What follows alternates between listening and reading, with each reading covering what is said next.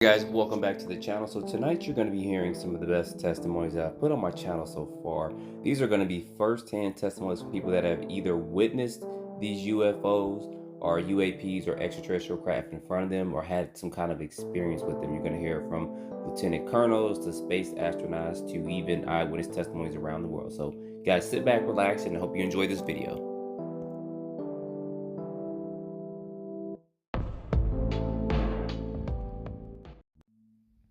Hey guys, welcome back to the channel. As always, I appreciate you guys tuning in. Now, you always know that I've talked about this before. I do find the photos from probably around the late 1930s to probably mid 1970s to be some of the best UFO photos that are out there, because it was a little bit harder to fabricate this stuff and falsify any of these craft that they actually show in some of these photos you're seeing here. So in today's video, we're actually going to go back about 60 plus years back to the United States in a town called McMinnville, and is actually in Oregon. And this one's actually pretty interesting. It's been out there for a while and it went viral several times, but I just wanted to kind of touch back on this. And this is actually a pretty interesting case because we actually have eyewitness testimonies of this.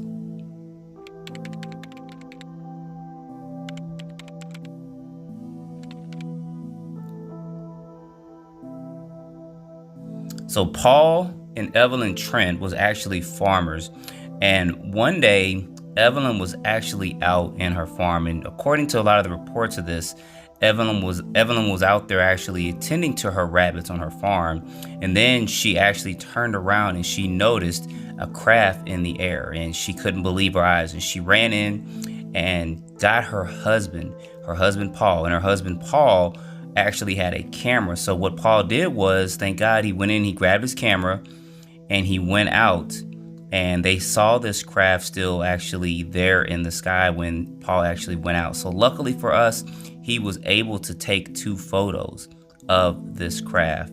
And these photos have been out there for a while, but this is going to be the photos that Paul actually took.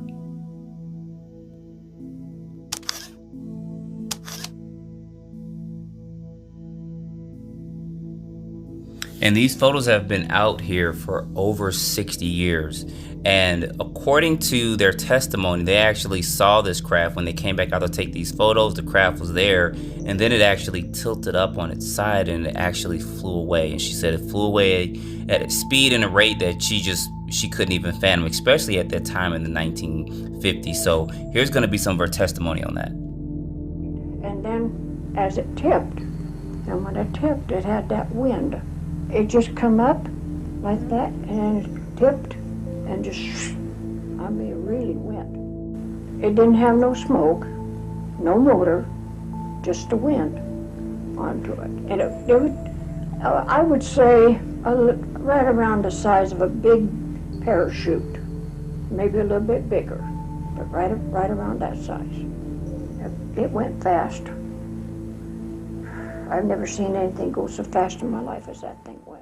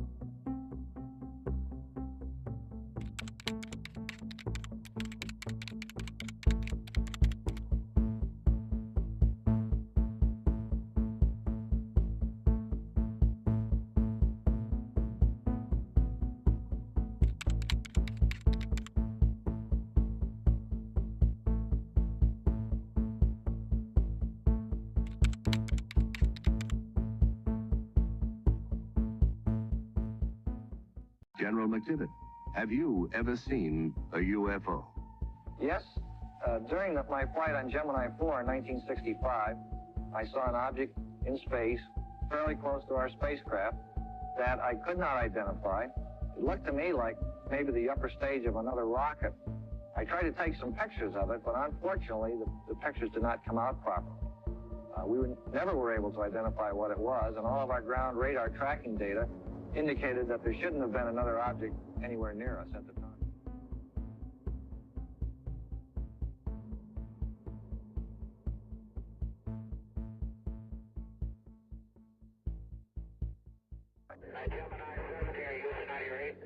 One third, 7, go ahead.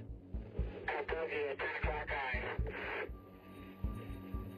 This is Houston. Say again, 7. We have a bogey at 10 o'clock high. Roger. Chile control here, Cap. The reference to that conversation was bogey. It was Norman who reported sighting the bogey.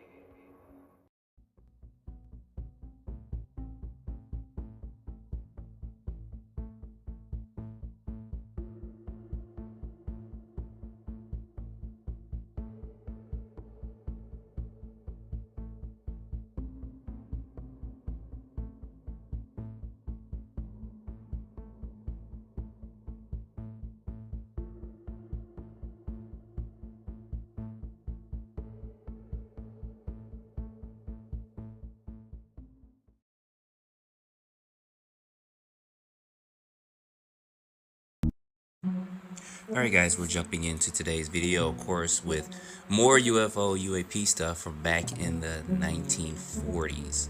So in this video clip, you're going to hear actual testimony from Lieutenant Colonel Wendell Stevenson. You guys know I've talked about him before in a previous video, and I'll try to link that in the description if you guys want to learn a little bit more about him. But he's talking about some of his experiences and stuff, and he's written over 50 books, which are very difficult to kind of find nowadays. I'll see if I can try to dig some of those up and find some of those, but I at least wanted to show you this clip where he's talking about different UFO and UAPs, and the most interesting one was the one from China. So I am going to quit my yapping and go ahead and let this play and let you guys listen to this, and I'll be back in just a minute. On the old tin type cameras was one at Drobak, Norway, showing a photographer with the big bellows over his head and a big camera on a tripod was taking a scene of the harbor, and after late afternoon scene of the harbor, early evening, and he saw an object moving from right to left across the field of view, snapped a picture of it, and got perhaps the first photograph of a UFO at close range in Earth's atmosphere in the sky here. And that picture was taken on the 27th of July of 1907 at Drobak, Norway. The next picture of importance, and probably the second or third picture of UFOs taken, was photographed by Mr. Alfredo Fendricas, a weekly news magazine reporter for a paper in Fatima, in Portugal. And you know, the apparitions began in September, in August, 13th of August, 13th of September, and the 13th of October.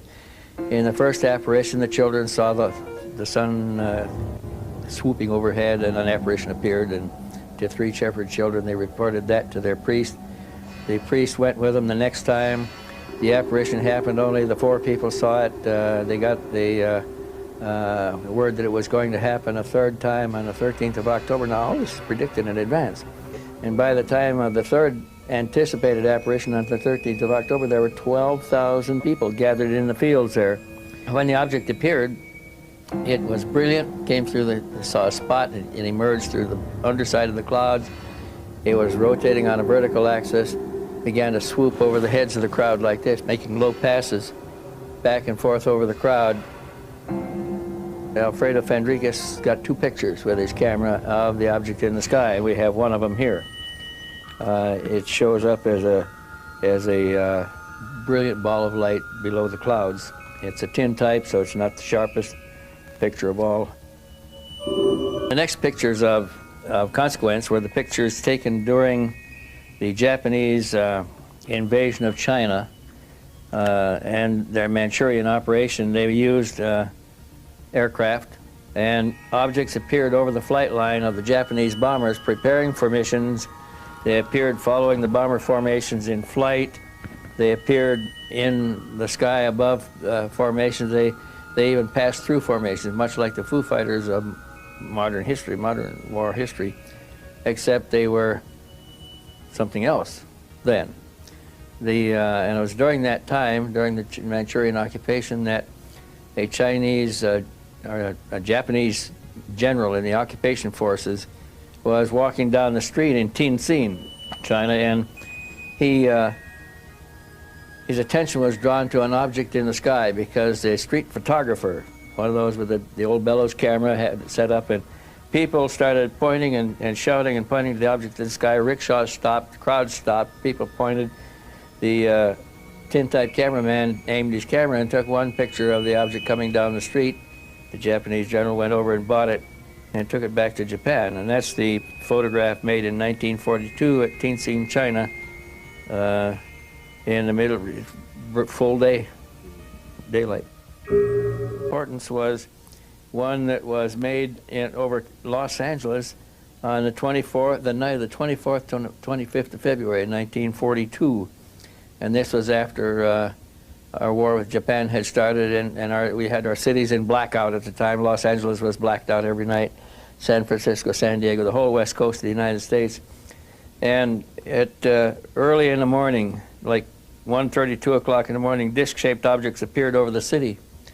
And the anti-aircraft batteries turned on the searchlights. The objects passed back and forth through the searchlights, some dozen objects in the sky.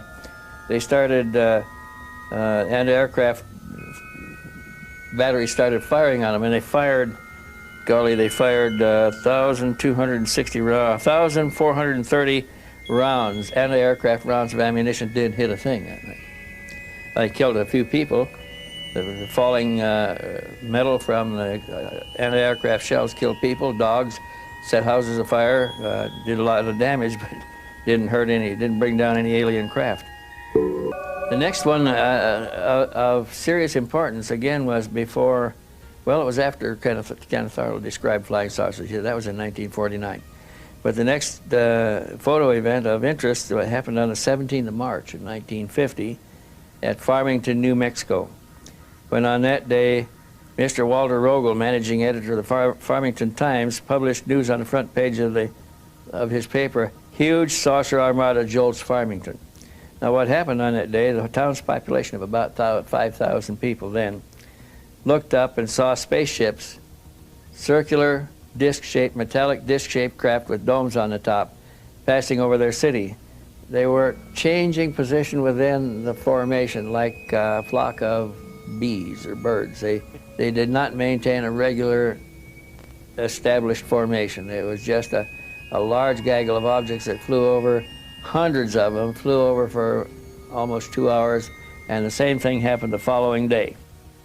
One picture escaped collection by the military people that went there and canvassed the houses. They took all the pictures, took cameras, but somebody had in town, left town after taking the photographs and took one to Durango, Colorado, where he turned it into the Durango paper, and Durango published this one photograph. Shows about 7 or 8 of the objects in the sky, 5 of them in a loose formation at lower level and 4 or 5 at higher levels beyond it. Walking in the woods on the 23rd of April 1950, was crashing through the underbrush, and he emerged into a clear area not far from Redbud, Illinois, facing the southwest. He came into a clearing from the south side, and as he stepped into the open area, he saw a large object hovering just over the scrub bushes there. Now, this was about 30 or 40 feet in diameter, and it was less than 100 feet high. It was below the tops of the trees. And as he stepped into the clearing there, it started to move, slowly at first, and then faster and faster. He had time to open his reflex camera, where you look in the top, and they're hard to sight in because the scene moves the opposite direction once you move the camera. And he got it open and got one picture, and by the time he could roll the film and get set up again, it had moved so far away he was afraid he wouldn't get it. He snapped the picture.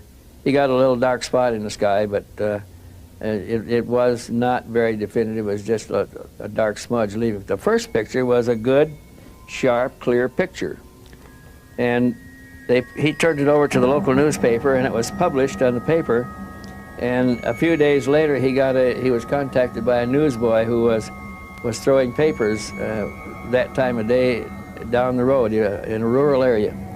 And the newsboy said that he saw the object coming from the direction of the woods, heading down the highway at about 4 times, 5 times the speed of an airplane. And he looked up at it and saw it, and he, down the road a little ways, he came on a man and his wife working on the roof repairing it, and he said, "Did you see the thing that just went over?" And they said yes, they had watched it also. So there were other observers that corroborated Dean Morgan's story, and they came out in news reports the following day. So that was an interesting sighting because it represented a type seen rather close up and photographed within 100, 150 feet, 200 feet of the camera.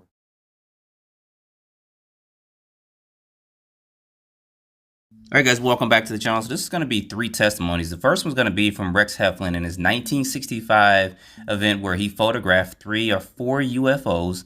The next one's going to be from Bob Lazar. It's kind of a rare interview where he talks about the sport model UFO UAP that he worked on and his experience with that. And then the last one's going to be a couple that took some photos of a shape-shifting UFO. You'll see the different shapes that this UFO took as it flew over their ranch. All right, this first one's going to be coming straight from Rex and his photos that he took of this UFO. He took 3 photos. He's going to talk about it. Aimed a quick picture, and these type come out and are developed out of the camera. Another sequence followed as the object moved across and out the other side, the right-hand side, and it was removed. All of these photos develop outside the camera. Well, this photo is the #1 photo taken through the windshield of the cab, followed by a #2 photo out of the right-hand window, and then, of course, a #3 photo. I think they're remarkable photographs, not because I took them, but because what they portray and show. And as far as the rest of it, I could care less as to who believes what, because I know what I saw.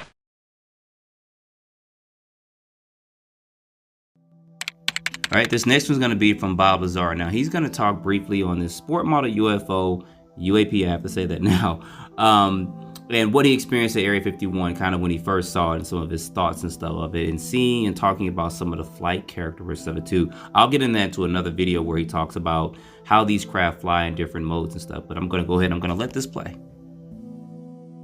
I got to look inside, and it had really small chairs, and I think that was the first confirmation I had. That was just a shocking thing, because every time before that I was able to label it, well, this is just a little advance that a group of scientists had formed, and they're keeping it secret. And yeah, we could have built a big disc like that. That's no problem. And we could have adapted these to make it fly. But why does it have little furniture inside? Essentially, little seats. And now and things began to click together just all too fast. The bottom of it glowed blue and began to hiss like high voltage does on a round sphere.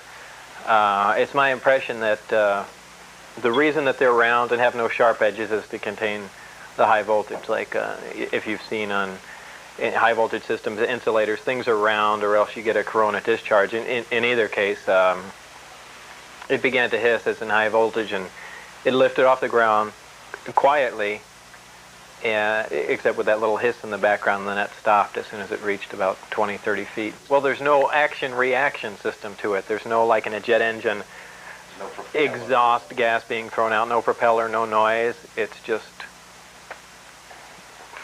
for all intents and purposes, magic. Now, this last one's going to be an interview that Wendell Stevenson did with the guy that interviewed the people that took these photos of a UFO that took different shapes. And you'll hear in this interview why the couple wanted to remain anonymous. And I don't blame them if they saw something like that. And apparently there's more information out there on these photos they took. Here's like this one's flying directly over the house. Right over the house. Right over the house. Here it is with the top of the capsule raised. He said that capsule went up and down on top. Changed elevation. Sometimes it was higher, and sometimes. Well, you see in this one, there's no top to the thing. This is going over the house also. This is the same photograph, but it was further over the house. See, that's going over the house. He took another picture as it got over the house. That's interesting. And then as it went out in the field, it elevated this little thing on top, a bubble on top. That accounts for some of the changing shapes that we get reported. I see. And here's one again in the open field, just over a cornfield, way out over the trees. He said the motion pictures are extremely good that he took. He said they were real good. Imagine that. Right. But because he got to go over the house and in the woods and out in the field and all that kind of stuff. They said they was tremendous pictures. Is there any way we could get... Could you give us his telephone number again and let us call and introduce I won't ourselves? unless I call him. I'm gonna be perfectly honest with you. We'll pay for the call if you call him and ask him if he will talk to us. We'll give him a control name. We won't reveal his identity or location. We can promise to all of those things and give proof of it. These are just photographs that you can take pictures of. Yeah. And like this is one is going into the trees and going a little further and so on and so forth. And because of his wife, I don't feel like he'll ever do anything as long as he's living. Because she is still terrified. Yeah. Totally. And they're very nice people. And they're very rich people. Okay, so it wasn't a case where they couldn't protect herself with money or anything. They could, but it doesn't seem to bother. They're still scared. He said, and eventually, these people are going to contact you. He says, if you start this thing up, they're going to contact you. He says, and I know what I'm talking about. I've talked to other people who've been through this thing. He says, that's the reason we're totally silent. He says, so if you want all the publicity and all the headaches you can ever get, you start revealing this. And now I don't know whether I should have listened or not.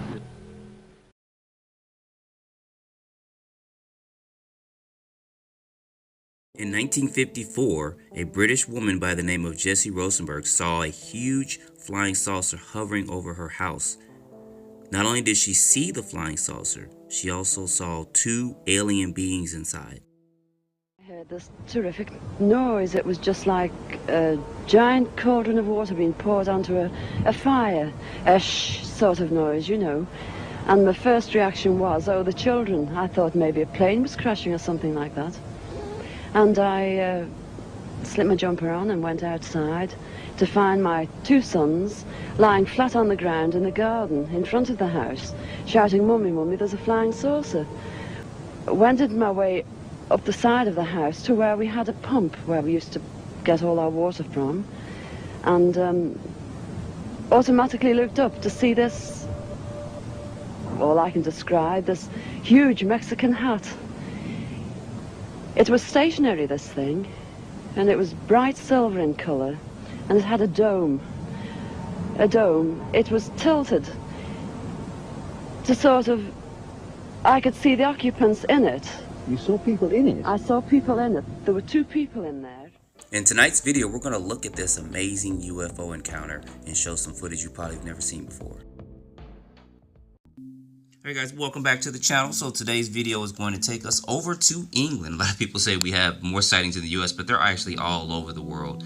So tonight's testimony is going to come from Jessie, and it's going to take place in 1954, October 21st. So the interview I'm going to show you guys took place several years, actually back in, I think, the 70s, with her giving her testimony of what she witnessed on her farm. And it's pretty interesting, some of the detail. You can tell by her facial expressions, even though it happened 10 or 15 years earlier, her facial expressions, is she can still remember it detail to detail of what she explains here. And this was all over their news for a short period of time. You guys see little newspaper articles and clippings. There was magazine articles and stuff on this as well. But what I want you guys to pay close attention to is when she talks about her two children. Here she is with her three children. She had a daughter a little bit later on, and that's her husband. But listen to what she talks about when she heard her kids outside, and then when she went out and saw the encounter. You can see in her facial expression and stuff from that. And then I also want you to pay close attention to when she talks about the craft hovering over her house or her cottage. Now, this is a photo of her house and cottage that she lived in, and just imagine how large this craft was, and you just going out and seeing this thing just hovering over. So she gives a little bit of detail about the craft, what she saw, and even the occupants inside. So I'm going to go ahead, I'm going to let this interview play, and then I'll be back in just a minute, because it's a very, very, very intriguing and interesting interview. Staffordshire's had a whole crop of flying saucers. Spots in the sky, lights in the sky, strange things. But the strangest of all was seen one day over this cottage. Mr. and Mrs. Roethlisberger were living there, quietly, out in the country. And, well, you just tell me what you saw. Well, it was one ordinary day. I was waiting for my husband to come home from work, and my two sons went to Seifert to school, and I was getting changed, and I heard this terrific noise. It was just like a giant cauldron of water being poured onto a fire. A shh sort of noise, you know. And my first reaction was, oh, the children. I thought maybe a plane was crashing or something like that. And I slipped my jumper on and went outside to find my two sons lying flat on the ground in the garden in front of the house, shouting, "Mummy, Mummy, there's a flying saucer." Well, naturally, I just said, "Come on, don't be stupid. Come in the house." But felt sort of a strange sensation. Wended my way up the side of the house to where we had a pump where we used to get all our water from, and automatically looked up to see this, all I can describe, this huge Mexican hat. It was stationary, this thing, and it was bright silver in colour, and it had a dome. It was tilted to sort of, I could see the occupants in it. You saw people in it? I saw people in it. There were two people in there. These people were beautiful people. That's the only way I can describe them. They had long golden hair, like a pageboy bob, just like the old kings. You used to see photographs of the old kings. And the colour of the hair was golden. Now, I was really... What were they dressed in? They had a sort of a polo neck jumper affair, like a ski top suit, in pale blue. Now... All right, just to interject real quick, what she is describing as what we know as, sometimes they're called the tall whites, where they have pale white skin, dark blue eyes, and gold hair, not really blonde hair. And she's describing basically like the Nordic aliens. They're called the tall whites and a couple other things as well. But this is the first time that someone has explained them, and it hasn't been the terminology of calling them what we call them today. But I'll leave a link below in the description, because she's not the first one to see this. You guys see George Adamski saw something similar as well. But I'll get back to this video, but I just wanted to kind of cut in and tell you guys about that real quick in case you didn't know. These people weren't sat behind, one behind the other. They were sat together, but this, whatever it was tilted so that I could see them and they could see me. Were you looking at them through windows, through portholes, or what? No, not portholes. It was just sort of like a cockpit, I suppose, that had this perspex or glass or whatever it was. They could see me anyway, and I could see them. And they had beautiful faces. I shall never forget their faces as long as I live. Their foreheads seemed to be a bit larger than, you know, the bottom of their faces as normal people you would expect to see. But maybe this was just whatever they had around their heads, which was like a transparent fishbowl. And they just looked. And I was absolutely paralytic with fear. I couldn't move, although my mind was ticking over. And they looked so sympathetic that I was just mesmerized for what seemed to be, ages, but it could have only been seconds. And I turned to sort of look down at the boys, was unaware that they were with me because I was so absorbed. And the next thing, I looked up and it was gone. How low had it been? It had been, the height I couldn't tell you, but the house that you've seen, it was just on top of the roof. It was hovering on top of the roof. How big was it compared with the size of the house? It swallowed the whole circumference of the roof. I couldn't see, the roof was completely blotted out. The chimneys I couldn't see. All I could see was this massive object that I described as like a Mexican hat without the bubbles. And then it flew away sideways or upwards? No, I didn't see. I just looked up and it had gone. But I assume it went straight up, because for a short while after in the sky I looked around and I said to my two boys, "Where, can you see anything? Can you see anything?" And they said, "There it is, Mum," and they pointed up, and I watched it. It was just like a little cotton reel in the sky, and it circled us 3 times. It went round 3 times, and then it just shut off, and that was it. When I started to analyze myself afterwards, I feared that I might have had an hallucination, but then I knew I hadn't had, because my sons were so sure about what they'd seen and what I'd seen. And it went through my mind that it was a secret weapon from Russia, and then I thought, well, it can't be that, because if they had something like that, they wouldn't need to fear anybody or anything. Were you scared by it? Did you run indoors? Oh, I was petrified. I couldn't move. I couldn't move a muscle. I was paralyzed with fear. But now I wouldn't be. Because now, when I look back, you know, I think, what an amazing thing to have happened, and for me to have seen it.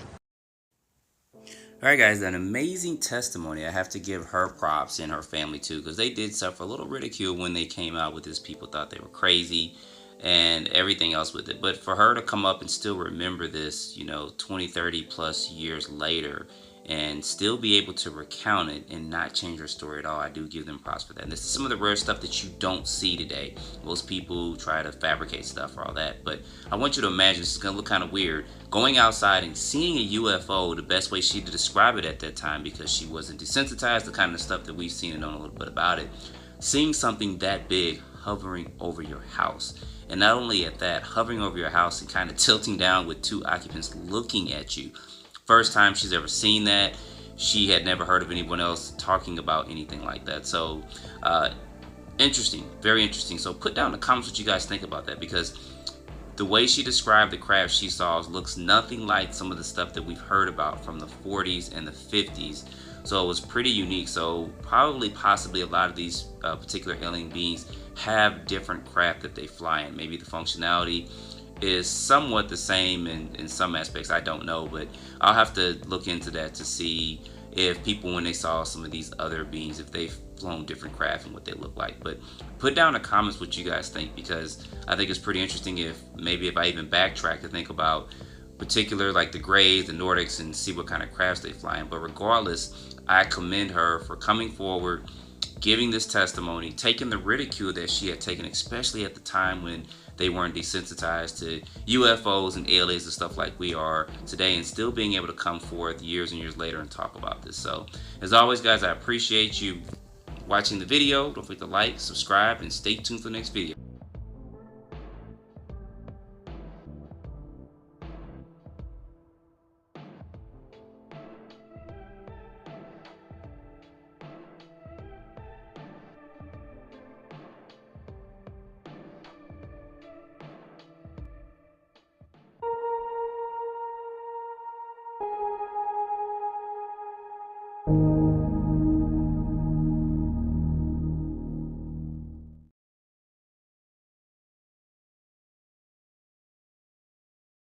Alright guys, welcome back to the channel. So tonight you're going to see a couple of testimonies from children that have witnessed UFOs from the 60s up until close to the mid 80s. I think always children, when they give these testimonies, they're pretty much detailed and they explain exactly what they see.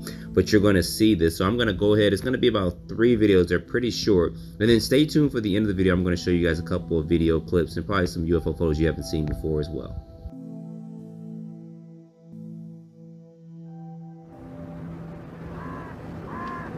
I was making a javelin, sort of to chuck around in the churchyard, you know, with a javelin.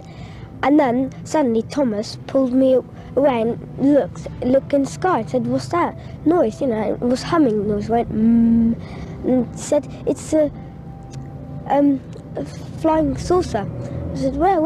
And then I saw this shadow, sort of black sort of shadow thing. And then I thought, what could it be, you know? And Thomas said it's flying saucer. And I was so excited. It's about 50 foot above the church tower up there. And what was it doing? Well, it was just hovering for a while, sort of moving very slowly, and then after about 30 seconds it just went off really fast. Did it have any lights on it? No, none at all. Now, how do you know it wasn't an aircraft or just a dark cloud? Well, by the noise it made and by the size, because it's enormous and it was like a dome. And were you scared? Yeah, very.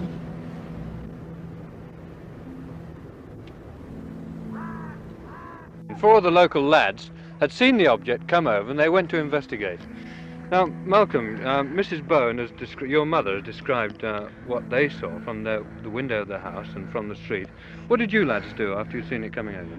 Well, the rest of them run up and I just stayed there. What did you see when it was coming over in the sky? What did it look like? It was just like a ordinary saucer with a round sort of thing on the top. We just come across the fields and, you know, saw it in the sky. We thought it was an aeroplane at first till we all kept quiet, and we saw it going round, and then we said it couldn't be an aeroplane, and we didn't hear any sound. So it come over here, over the field here, and it landed in this field here. It was red, and then we ran up and see what it was. And when we ran up, we couldn't see it, so we ran back down to where Malk was, and they walked across the fields with the police.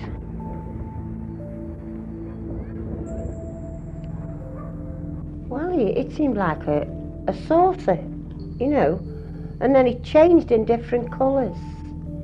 It changed like in a red, and then it come into like a greenish colour, and then a blue.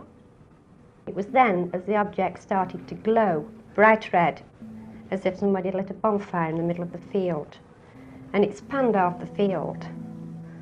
We could see the outline of it clearly, couldn't we? Yes, definitely. Like a dome. But we couldn't see no doors, no nothing. But there was no heat. It was just a red glow, like a sunset. And then when I did get frightened of it, yes, when it dropped, and I shouted Malcolm for all I was worth, and of course nobody replied. Nobody replied back to us. We couldn't even hear a bird. Everything was dead. And then there was a man standing behind us, and we turned round, and he says, "Did you two see it?" And we said, "Yes, we did see it, didn't we?" Yes. And he said, "Well, I was in the bedroom, and we thought the fields were on fire because the bedroom was illuminated red." He says, "So I came down." He says, "I thought I was seeing things." The chap here in the blue sweater, now you've got a good view of it. What do you think it was? I think it was a spaceship. A spaceship? Yep. Why do you think that, in all seriousness? Well, it had a hole through the middle, but it was sort of hard around the edge outside. The clouds couldn't pass through the outside of it. Could go through the middle, though. Have you ever seen anything like it before? No. Not nothing like that. And how long were you able to see it? I was up in the window, I saw it about 3 minutes. 3 minutes? Yeah. Was it sort of hovering, or...? No, it's just going around like a wheel. Just going over. Now, you got a good view of it. Describe it to me. Well, it was sort of blackish grey wing going across the sky, and it was dark on one side, and in the bottom it had a sort of little line through it, and it was moving across the sky slowly, and then it disappeared behind a tree. Miss Green, did you see the phantom object yourself? I saw it, yes. Now, how would you describe it? Very much as the children did, as it appeared to be a smoke ring. That's the best way that I can describe it, as a smoke ring. Any theories as to what it might might be? No theories at all. None at all. I mean, obviously people are going to speculate men from Mars or what have you. I mean, the only thing I can say really is that I'm glad there were a lot of other people saw it at the same time as well. All right, guys, always pretty interesting to hear those children in their testimony. So here's going to be a couple of videos and a few photos you guys may or may not have seen before. I just kind of wanted to put this out while I'm working on a couple of other things. So you guys know, as always, I appreciate each and every one of you for watching my channel, for commenting, subscribing, and sharing my videos. It does help it out. And at some point in time, we're going to hit 100K with this channel. We want to do that this year. Hopefully something will hit. So anyway, enjoy the rest of these, and I'll see you guys in the next video.